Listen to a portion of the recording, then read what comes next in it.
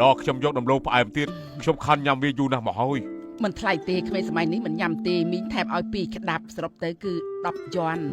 ណាហេហាត់ឯម៉ែមកលុបបន្លែទៀតឆាប់ទៅវិញទៅកូនប្រុសលក់បន្លែរួចម៉ែនឹងទៅវិញហើយម៉ែមិនដែលសុំលុយឯងទេ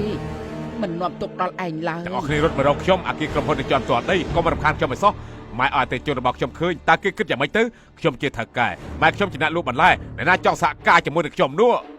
ម៉ែបានសុំលុយខ្ញុំទេម៉ែកំពុងព្យាយាមសម្រាប់ខ្ញុំហើយកូនប្រុសម៉ែជាកសិករគឺធ្វើស្រែពេញមួយជីវិតបើម៉ែមិនលក់បន្លែទេផឹកតែទឹកភ្លៀងមែនទេខ្ញុំគ្មានពេលជាមួយម៉ែពាក់ព័ន្ធរឿងនឹងទេថ្ងៃនេះខ្ញុំមានអតិថិជនសំខាន់មកត្រួតពិនិត្យក្រុមហ៊ុនរបស់ខ្ញុំឆាប់ទៅវិញទៅបងប្រុសនេះជាវិធីដែលលោកនិយាយជាមួយម្ដាយរបស់លោកអីតាក់ទងឯនឹងលោកដែរទៅលោករស់នៅតាមរបៀបរបស់លោកទៅឆាប់រើទៅកុំបំផ្លាញអ្វីៗល្អរបស់ខ្ញុំ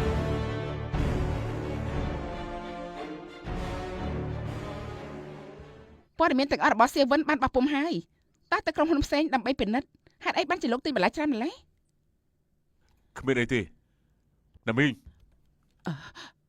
លោកថកែខ្ញុំមិនយកលុយនេះទេលោកគឺជាអ្នកដែលកូនប្រុសខ្ញុំនិយាយគឺជាភ្ញៀវសំខាន់មីងជាម្ដាយរបស់លោកហួរមែនទេតើមានអីកើតឡើងទៅណាមីងខ្ញុំមិនដែលជួបមនុស្សមិនដឹងគុណឪពុកម្ដាយអញ្ចឹងទេណាខ្ញុំសោកស្ដាយផងលោកថកែខ្ញុំដឹងថាកូនប្រុសខ្ញុំមិនល្អដាក់ខ្ញុំគេគ្រាន់តែល្ងីល្ងើមួយពេលប៉ុន្តែខ្ញុំសូមវល់លោកផ្ដល់ឱកាសឲ្យគាត់ផងខ្ញុំសូមវល់លោកណាមីងកុំធូរបែបនេះអីកុំធូរបែបនេះណាមីងបើមិនព្រមទេខ្ញុំមិនក្រោកឡើយបានខ្ញុំសន្យា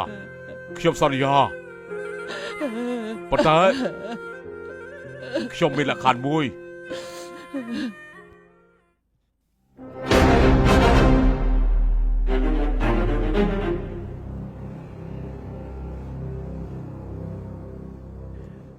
ខ្ញុំសុំទោសផងខ្ញុំពិតជាមិនដឹងថាលោកគឺជាសៀវវិននោះទេ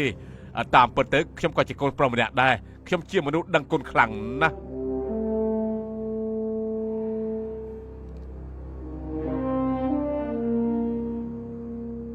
មិនបាច់បញ្យល់ខ្ញុំទេណាលោកហួរ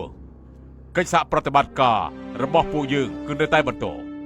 ប៉ុន្តែយើងអាចសហការគ្នារបៀបណាវាអាស្រ័យលើខ្ញុំទេត្រូវហើយត្រូវតែអញ្ចឹងហើយជូនគាត់ទៅលក់បន្លែ 4,000 ដងធ្វើម្ហូបឲ្យគាត់ 6,000 ដងសាក់ជូនគាត់គឺ 10,000 ដងលាងជើងជូនគាត់ 20,000 ដងលោកសៀវិនណាលោកមិនចាំបាច់ធ្វើបែបនេះទេបញ្ហាខាងលើយើងត្រូវឲ្យលោកហួរធ្វើដោយផ្ទាល់ធ្វើវាដោយខ្លួនឯងហើយថតរូបផ្ញើទៅឲ្យអ៊ីនធឺណិតសម្រាប់មួយខែក្រោយលទ្ធផលនៃការកណនាស្ថិតិជាកូនប្រុសស្លូតត្រង់តើខ្ញុំអាចទទួលយកការវិនិយោគក្នុងខែនេះដែរឬទេវាអាស្រ័យលើលទ្ធផលរបស់លោកក្នុងខែនេះហើយ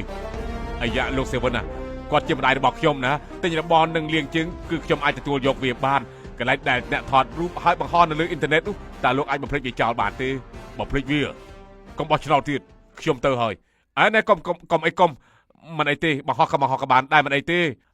កុំឲ្យខកខានសូមអញ្ជើញទិញបន្លែស្រស់បន្លែស្រស់សូមអញ្ជើញបន្លែស្រស់សូមអញ្ជើញមើលទៅសូមអញ្ជើញ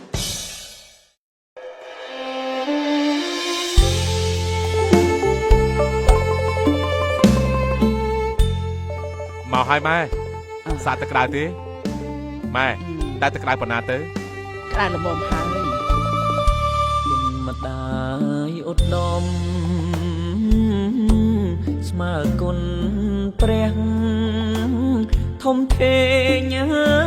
យខ្លាំងណាស់លើលោកី